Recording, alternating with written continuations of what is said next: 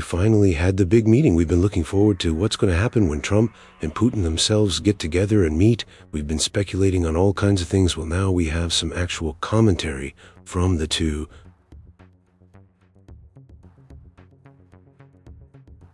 Because neither men took any question during the press conference, but Trump had said before this thing started that if it goes short, if it's quick, I'll know within 2 minutes, he said, if there's going to be a productive meeting or not.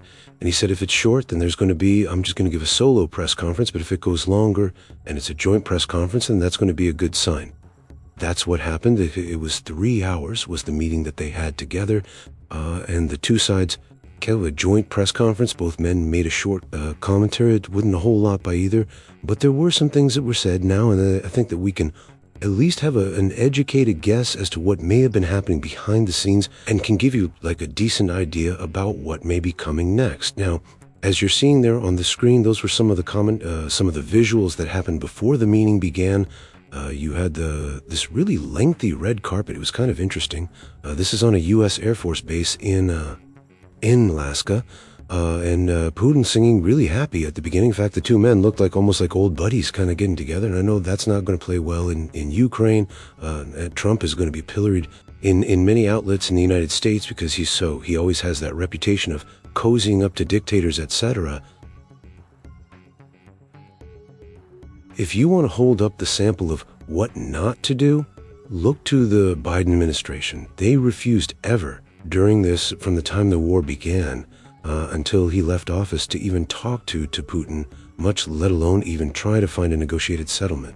And it can say Trump is talking to dictators, he's whatever term you want to use, but he is talking, and he's making us, for the first time since this war broke out, actually have a legitimate shot at having it ended. Now, we'll see if that ends up being successful or not. But President Trump deserves credit for giving it his very best, because he is literally the only Western leader on the planet that is actively trying to bring the war to an end. And I can just tell you from some sources I have in Ukraine, whatever Zelensky may say at the official level, and certainly many of the others in Ukraine that do want the war to continue on and don't want to give in to anything, there are a significant number of people at all levels, from the government officials all the way down to regular people, that just want the death and destruction of the war to end. So I think that probably a lot of them will be hopeful, but as we're going to see, it's a little too early for celebration, a little too early to say anything definitive from this, but it is a chance to say something. So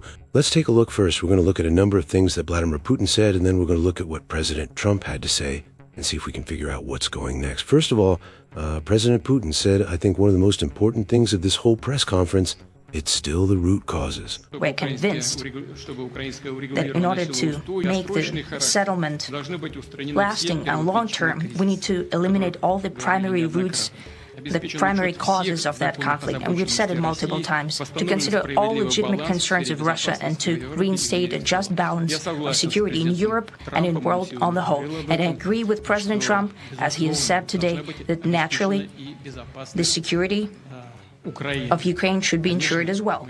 Naturally, we are prepared to work on that. I would like to hope that the agreement that we've reached together will help us bring closer that goal and will pave the path towards peace in Ukraine. We expect that Kiev and European capitals will perceive that constructively and that they won't throw a wrench in the works.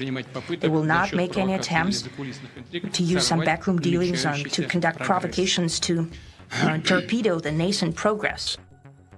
There's a lot to unpack right there. Bunok starts off by saying, listen, we're looking for a negotiated end. We do want this war to come to an end, and we're looking for an end state that everybody has a chance for security. Whether that's United States, it's Russia, of course, Europe, he specifies. He even says, yes, it even includes Ukraine. So whatever end state Ukraine's going to end up looking in, he says, look, we want a deal to where everybody has security, i.e., we're not looking to just get Ukraine off the map here so we can come roll into the West and then going after the next war.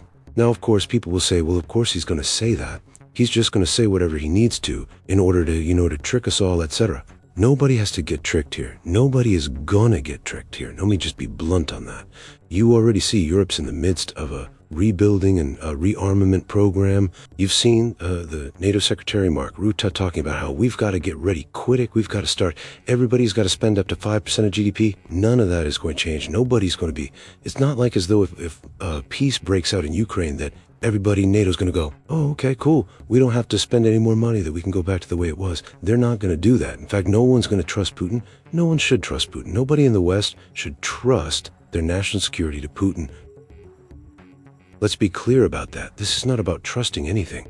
But this is about words do matter, and words and actions matter more. And when you see the Russians saying, look, we're looking to get this thing over with, and we're looking for an architecture that can have the thing so that everybody can live in peace. And as you're going to see subsequent comments he said in a minute, he puts even more action behind that, because one of the big elements of his travel party, we're business people. This is not just a foreign policy, foreign affairs, Secretary of State kind of thing, get together and like military people, etc. They included a lot of business people because they're looking beyond this, something that's going to actually put action behind the words that he's looking for peace and security for them. That's number one. Second thing he also said in that one there is that, look, we have an agreement. He seems to imply that at least tentatively between Trump and Putin, he said that we have an agreement. And then he's concerned that those in Ukraine and in Europe may try and sabotage this and undercut it.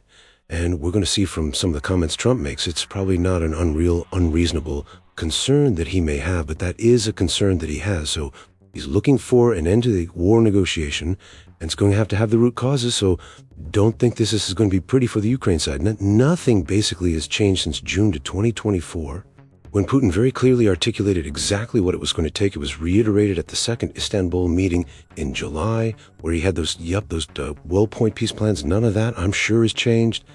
He kind of implied here, this is like we've been saying a lot. You had Sergei Lavrov saying, we're coming into talking. We've already been talking about this before. There's nothing new in what we're going to be talking about. So all of those terms that many in the Ukraine will not like, Zelensky will hate, Europeans will hate, I got it.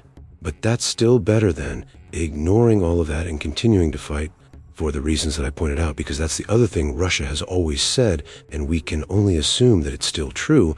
If they don't get the diplomatic solution that they're looking for here, then they'll simply continue to fight until they conquer it, however long that may take. So that was the first part there. Then Putin says, again, it says, okay, words are important too, but you've got to come through with the action. The well-wishing and trustworthy tone of our conversation, it's important that both sides are result-oriented, and we see that the President of the U.S. has a very clear idea of what he would like to achieve. He sincerely cares about prosperity of his nation. Still, he understands that Russia has its own national interests. I expect that today's agreements will be the starting point, not only for the solution of the Ukrainian issue, but also will help us bring back business-like and pragmatic relations between Russia and the U.S.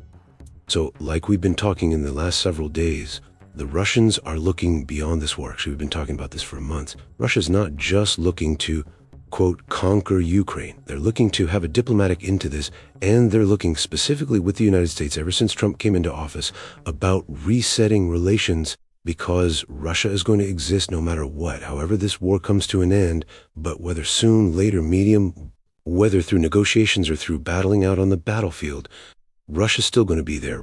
America's still going to be there. Europe's still going to be there. So that he's looking beyond this and saying, hey, we've got to figure out how to live, do something that's pragmatic and positive